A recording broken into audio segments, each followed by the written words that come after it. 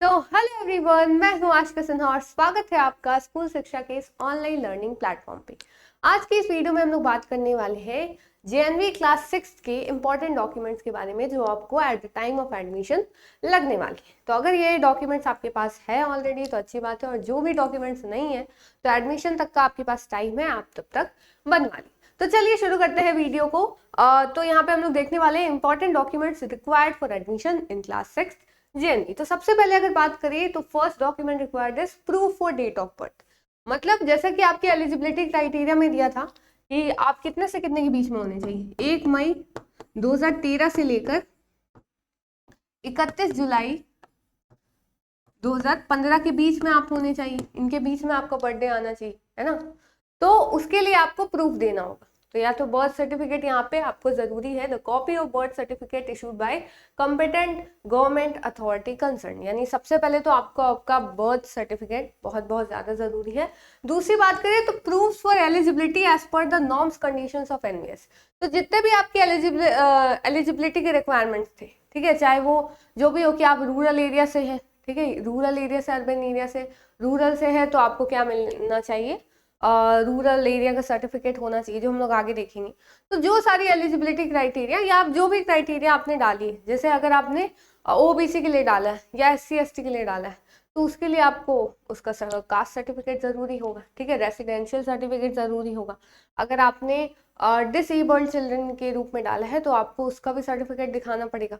तो वो सारी चीजों के ऊपर यहाँ पे बात की गई। जैसे और हम लोग देखें, for rural area students a certificate from the competent authority of district administration for proof that the student has studied class 8 from rural area। यहाँ class 5 कर लीजिए, ठीक है। तो अब सिंपल सा आप यहाँ समझ सकते हैं कि अगर आप किस में हैं, अगर आप क्लास 6 में एडमिशन चाहते हैं तो आपको, और रूरल एरिया से अगर आप, ठीक है, ये सिर्फ रूरल एरिया के स्टूडेंट्स के लिए है, तो आपको क्या करना होगा, सिंपली एक आपका रूरल एरिया का सर्टिफिकेट होना चाहिए, ठीक है। गवर्नमेंट से जो अथॉरिटी है उसके द्वारा आपके पास एक सर्टिफिकेट होना चाहिए कि आप रूरल एरिया के स्टूडेंट हैं और आपने रूरल एरिया में ही क्लास 5 की जो है वो स्टडी की, ठीक है। ये चीज आपको ध्यान में रखनी है।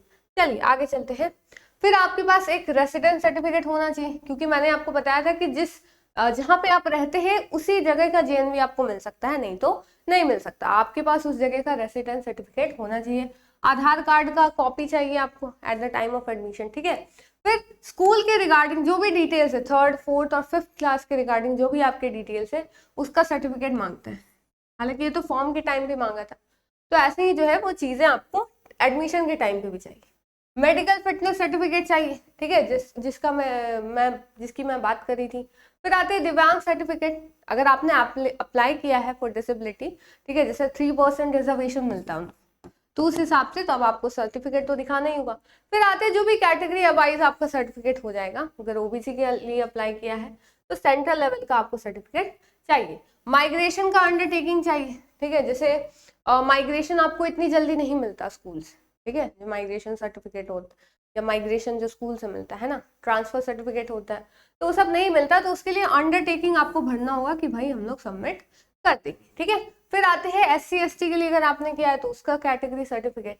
तो ये सारी चीजें आपको डॉक्यूमेंट्स जरूरी है। और ट्रांसफर सर्टिफिकेट के बारे में बात की गई है कि एडमिशन के टाइम पे नहीं, जब आपके वेरीफाई हो जाएंगे डॉक्यूमेंट, जो भी आप डॉक्यूमेंट्स लेके जाओगे तो वो जब वेरीफाई हो जाएंगे उसके बाद जो है आपको जो डीईओ, ठीक है, डिस्ट्रिक्ट एजुकेशन अथॉरिटीज या बीईओ जिसको आप कह सकते हो, उनका सिग्नेचर होना चाहिए उस पर।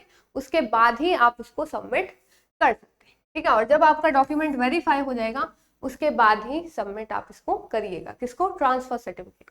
और इससे पहले जो जो डॉक्यूमेंट्स लगेंगे उसके बारे में हमने बात कर ली कि अंडरटेकिंग चाहिए, ठीक है, कास्ट सर्टिफिकेट चाहिए, दिव्यांग सर्टिफिकेट चाहिए, मेडिकल फिटनेस सर्टिफिकेट चाहिए।